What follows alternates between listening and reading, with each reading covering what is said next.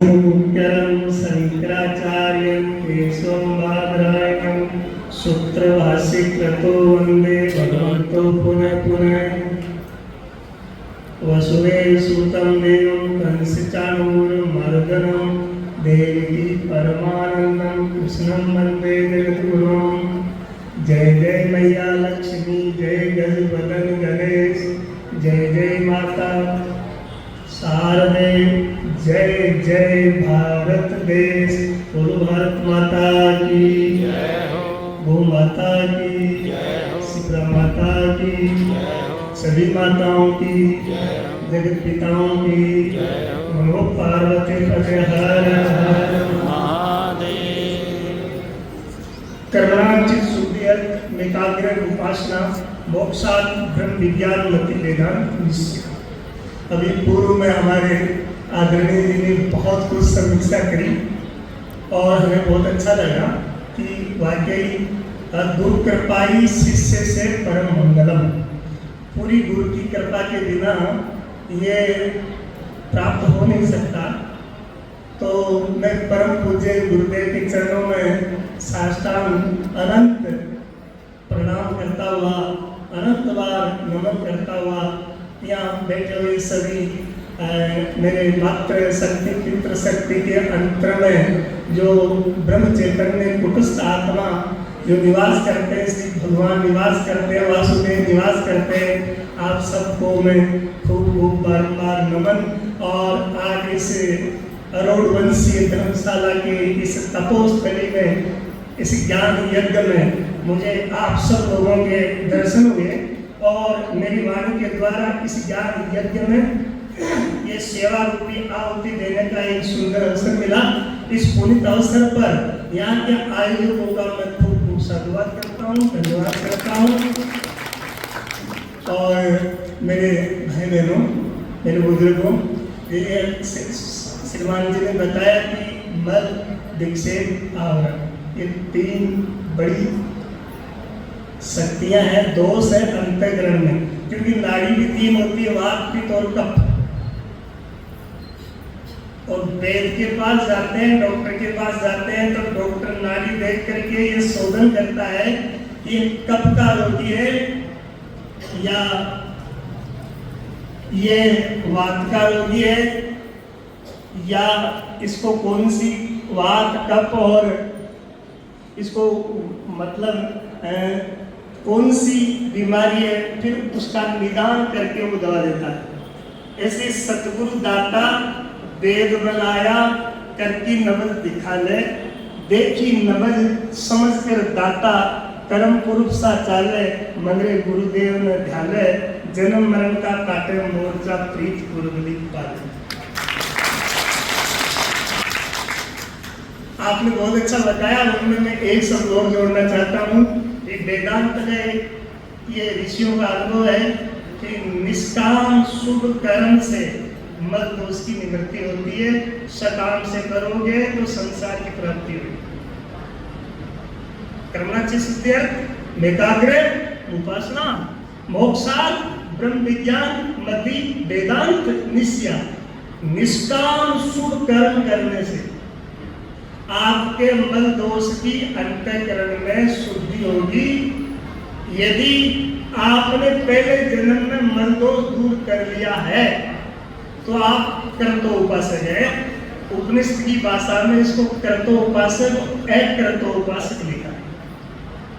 और जिसने पहले जन्म में मल दोष दूर कर लिया, उनके ये लक्षण है कि उनको ईश्वर भक्ति ज्ञान योग में बहुत प्रेम होगा और कभी भी उनको आलस्य नहीं होगा, नींद नहीं आएगी, बिगड़ नहीं आएंगे। और जिसके मल दोष है उनके ये लक्षण है, तुलसी पूर्व पापन पे हरि चर्चा नहीं सुनाए, जैसे ज्वर के वेग से भूख विदा हो जाए। मल दोषी जहाँ ज्यादा इकट्ठे हो जाते हैं तो ऐसे होता है, परिपूर्ण पूर्व पापन पे,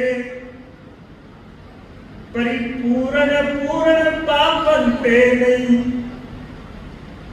बहुत जन्मों के पाप इकट्ठे हो जाएंगे तो रुचि मनुष्य की नहीं लगेगी, फिर क्या करेंगे?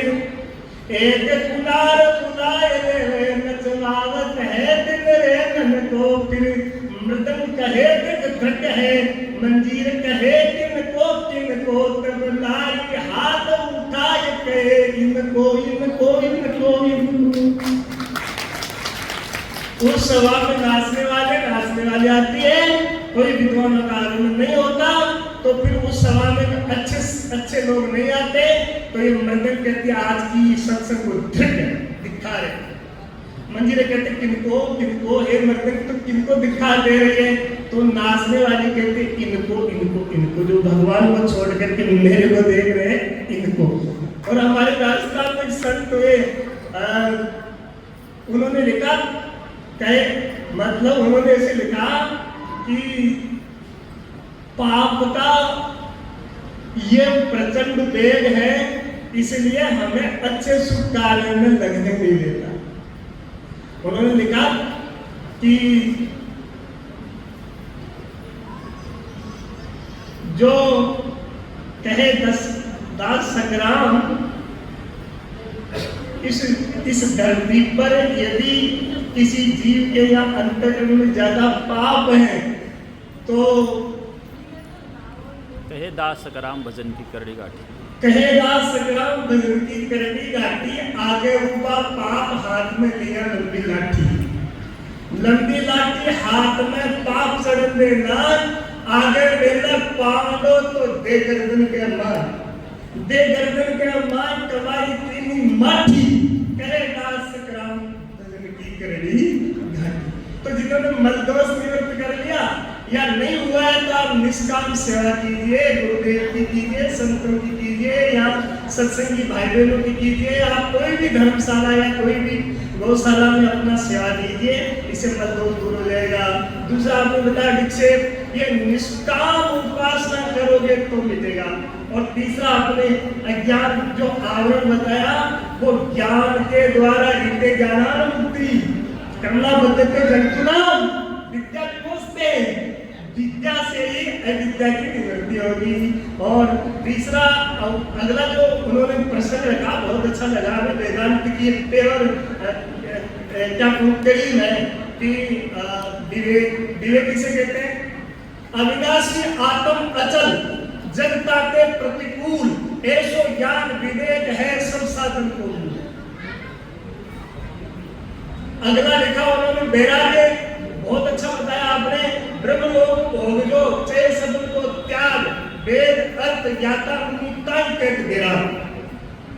अगला उन्होंने बताया कि सम दम श्रद्धा, जो छठ संपत्ति हम यात्रा करते हैं तो हमारा सामान साथ लेके चलते हैं, इसलिए ब्रह्म ज्ञान की इस आत्म तत्व के अनुसंधान में, रिसर्च में यदि हमें आगे बढ़ना है तो ये साथ में होना चाहिए। मन विषंते रोकू सब कह सुधीर, इंद्रिय को रोकू बुद्ध भागत बुद्धवीर।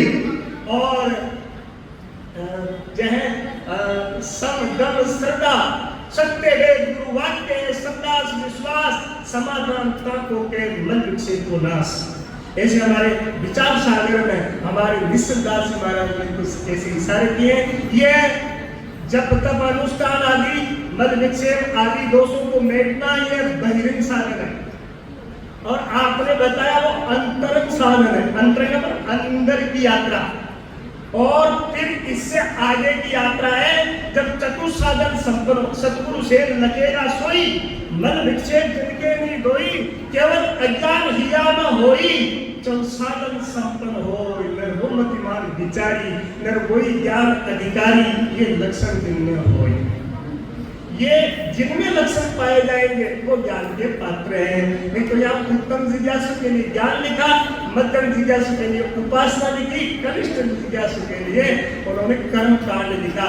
वेद में 1 लाख मंत्र, 80,000 मंत्र कर्म कांड के, 16,000 मंत्र उपासना कांड के, 4,000 मंत्र ज्ञान कांड के।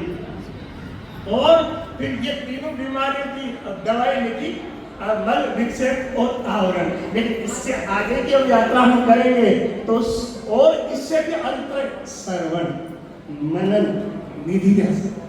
श्रवण कहते हैं कि कि जो कुछ हमने गुरुदेव के मुखारबिंद से सुना, संतों के मुखारबिंद से सुना, उसको सुनना जैसे गाय चारा चरती है।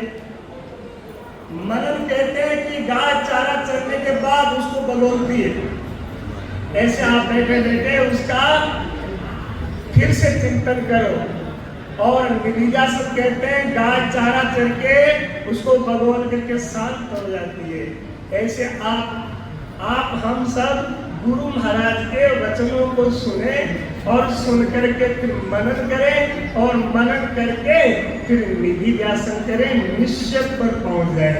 निश्चय का मतलब है निधिध्यासन और समाधि बहुत नजदीक है।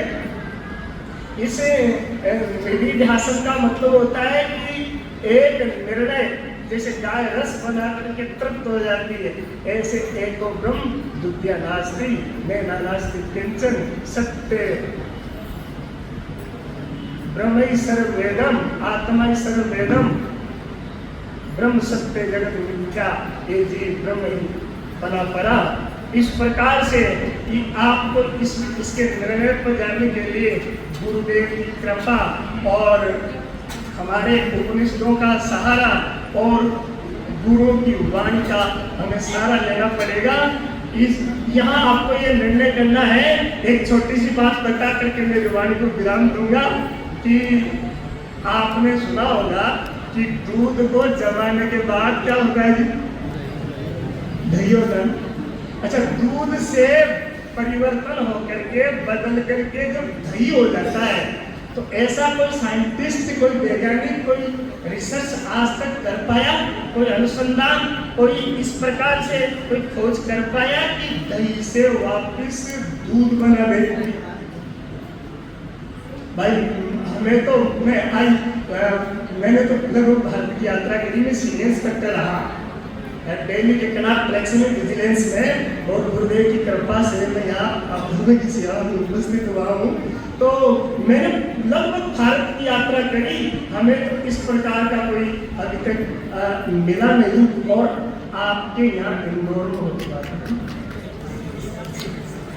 अच्छा, ये भी आप मेरी बात समझने की कोशिश करना कि दूध से बिगड़ करके दही हो गया, तो दुनिया में आज तक ऐसा कोई पैदा नहीं हुआ कि दही को वापिस दूध में परिवर्तित कर दे। एक बात। दूसरा, आपने अंधेरे में, मंद अंधकार में यदि रस्सी देखी, सींदरी देखी, रज्जू देखी, जेवड़ी देखी और आपको सर्प की भ्रांति हो गई, सर्प है, माला है, ये लकड़ी है, ये कोई कुछ है, यदि ऐसे आपको भ्रांति हो गई है और आपने यदि प्रकाश करके देख लिया, उजाला से देख लिया कि नहीं ये सर्प तो भ्रांति थी, ये तो रज्जु है, सर्प नहीं है, तो मैं आप लोगों से ये निवेदन करना चाहूंगा, ये अनुग्रह करना चाहूंगा कि यदि दूध की तरह यदि रस्सी बदल करके बिगड़ करके सर्प हो जाती तो उजाला नहीं, उजाला के बाप से वापिस रस्सी नहीं होती। ऐसे ही यह ब्रह्म, अधिष्ठान ब्रह्म, अधिष्ठान रस्सी, उस अधिष्ठान रस्सी का अध्यस्त सर्प है। यदि इस अधिष्ठान ब्रह्म में बिगड़ करके यदि जगत हो जाता तो गुरु नहीं, लाख लाख गुरुओं से भी यह वापिस ब्रह्म नहीं होता। और यदि यह आत्मा बिगड़ करके ये मन हो जाता, यह आत्मा बिगड़ करके यदि चिदाभास हो जाता, यह आत्मा बिगड़ करके यदि सपना हो जाता तो जगने के बाद ये आत्मा नहीं मिलता, दही की तरह रूप बदल जाता। इसलिए ये माया का परिणाम चेतन का विवृत है। वेदांत कहता है कि यह चेतन का विवृत का प्रतीक होता है, केवल प्रतीक होता, प्रतीक हो, यह ब्रह्म ही हमको जगत रूप में दिखता है, यह आत्मा ही हमें मन रूप में, बुद्धि रूप में, इंद्रिय रूप में और जगत के रूप में हमको बांधती है। जब हम अधिष्ठान का ज्ञान नहीं होगा, जब हमें रज्जु नहीं रहेगी तो सर्वरूप दिखेगा। ऐसे हम आत्मा का अनुभव नहीं होगा, हम आत्मा नहीं रहेंगे तो फिर मन ही होगा। क्योंकि वृत्ति का एक नियम है कि एक ही ज्ञान एक बार में रहता है। इसलिए अधिष्ठान का ज्ञान होने के लिए ये गुरु कृपा या महात्माओं की कृपा या वाणी की कृपा या वेद उपनिषदों की कृपा हमें जरूरी है। मैंने ऐसे सुना किसी महात्मा से कि कोई बारात आ रही थी, बारात, तो उस बारात में जब बारात आई तो जो दुल्हन का पिताजी थे वो दूल्हा के पिताजी से कहा, साईं जी राम राम साहब, हरिओम साहब, के बोले दयाई जी शाह जी एक भूल हुई है, बोले दुल्हन का बीननी को बाप बोले कहीं जान कमाई, महाराज कहीं जान कमाई, बारात कमाई, बोले भी बारात खूब आई है, तो कहीं गेहूं कम ले आया, कहीं गेहूं खूब ले आया, तो कहीं पटलो कम ले आया, नहीं पटलो खूब ले आया, तो फिर काय को जाएगी नहीं बताओ, के काय बताओ, क्या नहीं बोला, क्या जी मैं तो बीन भूले, मैं तो बारात में बीन भूले, दूधो भूले। अब बताओ कोई गलती करे तो गलती को माफ तो कर दे, लेकिन इतनी बड़ी गलती क्या बिना दूल्हा के कोई बारात होती? बिना दूल्हा के बारात होती नहीं। तो मैं आप लोगों से ये निवेदन कर रहा था कि जो यदि बिना दूल्हा के बारात की कीमत हो, बारात की सरबराह हो, बारात का रेस्पेक्ट हो, ये क्योंकि ये किसी जप तप अनुष्ठान व्रत तीर्थ दान से ये होने वाला नहीं है, क्योंकि ये ज्ञान जन्य निवृत्ति है।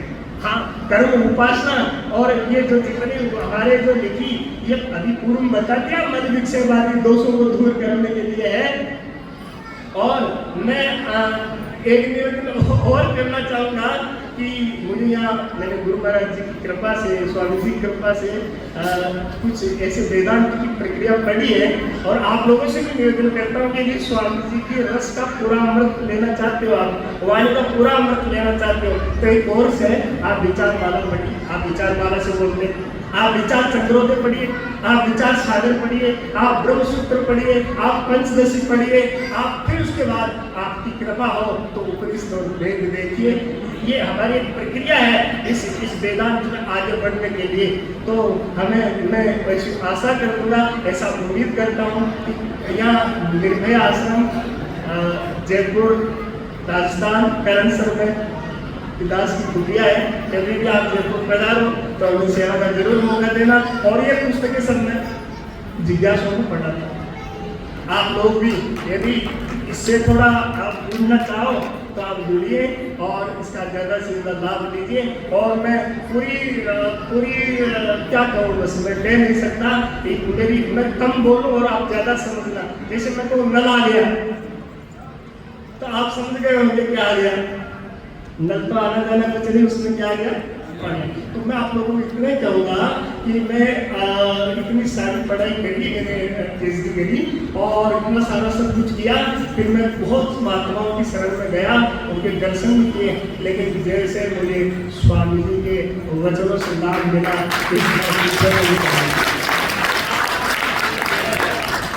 और मेरे गुरुदेव पुष्कर में निवास करते थे, उनका 2002 में शरीर ब्रह्मलीन हो गया था। उसके बाद मैं बहुत ढूंढता रहा महात्माओं को, मेरे गुरु जी पूरे विद्वान थे, लेकिन शरीर की उम्र उस वक्त 25 साल थी, तो हम भी जवान थे, नौकरी में भी थे, तो उनकी बातें कम समझ आती थी। उन्होंने संस्कार तो मुझे दिए, लेकिन वो संस्कार कैसे विकास हो, तो मैं बहुत वर्षों तक ढूंढता रहा। मैं आपको सब कह रहा हूँ कि मैं बहुत महात्माओं से मिला, उनकी चरणों की रंज मैंने ली, लेकिन मुझे वेदांत जो मेरे मन में जो संशय थे आपके दर्शन तो बहुत लेट हुए। कोरोना में मैं बैठा था तो मेरा नाम भी प्रहलाद था, तो मैं मेरे यूट्यूब से मेरे को देख रहा था बिल्कुल, तो आप निकल गए और आपको देखा था, आपने ज्ञान की 7 गुण निगाहे वो उस वक्त उन्होंने बताई। तो मुझे ऐसे लगा कि जैसे मेरे गुरुदेव ही मिल गए हैं मुझे। और मेरे गुरुदेव की मैंने 7-8 वर्ष तक साथ सेवा करी। फिर गुरुदेव जब सही उनका ब्रह्मलीन होने लगा तो मैं उनके पास ही था और मैंने उनसे प्रार्थना करी कि मेरे लिए क्या आज्ञा है, मेरे लिए क्या आदेश है। तो उन्होंने मुझे बताया था कि मेरे समान ब्रह्म का अनुभूति, ब्रह्मनिष्ठ ब्रह्म श्रोत्री कहीं भी महापुरुष मिल जाए तो मेरे समान मानना, मेरे समान उनको गुरु मान करके उनकी शरण में चले जाए। और मैं आ गया। तो मैं बहुत बरसों से ऐसा मैंने कई बार चिंतन किए, कुछ पुस्तकें मैंने पद्य भाग में लिखी और वो पुस्तकें सारी मैं हरिद्वार की सेवा में आया था, स्वामी जी को भेंट भी करके गया था और हम स्वामी जी को मैं भेंट भी करके गया था। पुस्तकें मैंने कहा और आप आशीर्वाद प्रदान करें जिससे कि मैं आगे की और कुछ मैं सेवाएं दे सकूं। और आपने एक शब्द बहुत गजब की कहा था कि गुरुदेव के वचन में अमृत, गुरुदेव के वचन में अमृत है। और मैंने तो आपका अमृत लेकर के मैंने महसूस किया है इस जीवन में और मैंने अनुभव किया है। और आप सब लोग धन्यवादी हैं कि बहुत समय से आप आपके चरणों में हैं, आपकी जो है सेवा में है। और जिन जिन भाइयों ने यहाँ सेवा दी है या देने की सोच रहे हैं उन सबके लिए एक छोटी सी बात बता करके मेरी वाणी को विराम दूंगा कि एक गाँव में देखिए आप सब लोग गए बाहर, अब दमकल आई और अग्निशमन की मोटर आई और काबू करने की, कोई मिट्टी डालने लगा, कोई बाल्टी से, कोई लोटे से। एक चिड़िया थी, वो चिड़िया चोंच भर भर के लाके उस आग में पानी डाले।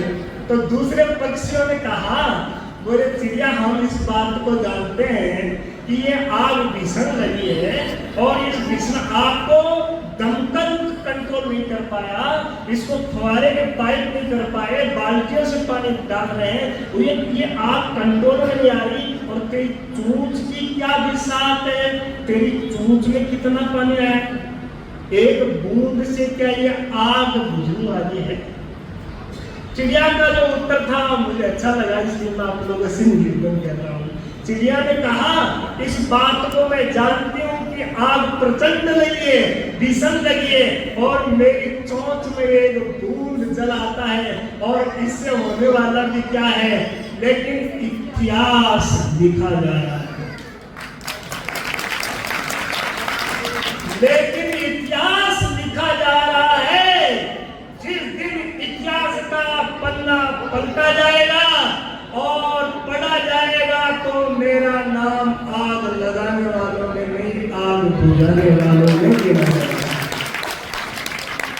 इसलिए आपने इस युग में, इस भयंकर, इस चकाचौंध में आपने ब्रह्म ज्ञान की ऐसे ब्रह्मनिष्ठ ब्रह्म श्रोत्रिय महापुरुष को बुला करके और हर वर्ष आप ऐसी यज्ञ करवाते हो। तो मैं यहाँ जो सेवा दे रहे हैं या देने की सोच रहे हैं या देंगे, उनके सबके माता पिता को प्रणाम करता हूँ। और मैंने क्या बोला, ये ज्यादा महत्वपूर्ण नहीं है क्योंकि स्कूल की जब परीक्षा लगती है तो बच्चा मुख मुख के देख लेता है, इसलिए मैं ज्यादा आप लोगों को बता नहीं पाऊंगा मेरे दिल के विचार। लेकिन इतना जरूर कहता हूँ कि कभी आपने केला खाया ना, केला देखो मैंने क्या बोला, ये ज्यादा महत्वपूर्ण नहीं है। महात्मा क्या बोलते हैं, ये ज्यादा महत्वपूर्ण नहीं है। आप लोगों ने क्या सुना, ये ज्यादा महत्वपूर्ण है। और जीवन में सुनना चाहिए, गुनना चाहिए और चुनना चाहिए, जिसको वेदांत कहता है सर्वन मनन निधिध्यासन। और कभी केला खाया ना, केला तो उसका छिलका उतार देते हो ना, गिरी गिरी खाते हो। अच्छा कभी पपीता खाया, छिलका उतार देते हो, गिरी गिरी खाते हो। अच्छा कभी आपने चीकू खाया हो तो छिलका उतार देते हो, गुठली निकाल देते हो, गिरी गिरी खाते हो। लेकिन आप कभी अंगूर खाया हो तो क्या उतारोगे? अंगूर को तो जो कहते हैं खाना पड़ता है। और गुरुदेव का जो वचन है ना वो पेवर अंगूर है, इसमें छिलके उतारने की गुंजाइश नहीं है। यदि इसमें कोई छिलके उतारने की कोई कोशिश करेगा तो वो इसमें पार नहीं जा पाएगा। और देखो बाजार से लाए अंगूर खट्टे हो सकते हैं, लेकिन गुरुदेव के वचन कभी खट्टे नहीं होंगे। और यदि किसी ने खट्टे बता दिए जीवन में तो बड़े रावण हो, चाहे कंस हो, चाहे शिशुपाल हो, चाहे दुर्योधन हो, चाहे कोई हो इस धरती का, उसका जीवन खटाई में जरूर पड़ सकता है। इसलिए आप लोगों ने प्रेम से सुना तो मुझे यह समय दिया। हमारे जो है विद्य परम पूज्य जो चेतना जी चेतन सिंधु जी हैं, उनका मैं बहुत बहुत आभारी हूँ कि मुझे हम बना करके आप लोगों ने मुझे सम्मान दिया और इस आपके बेस्ट प्रोग्राम में समय दिया। सब आज तो बाल्टी है, सैंपल है, समय मिलेगा तो आप लोगों की सेवा में उपस्थित रहूँगा। बहुत बहुत धन्यवाद।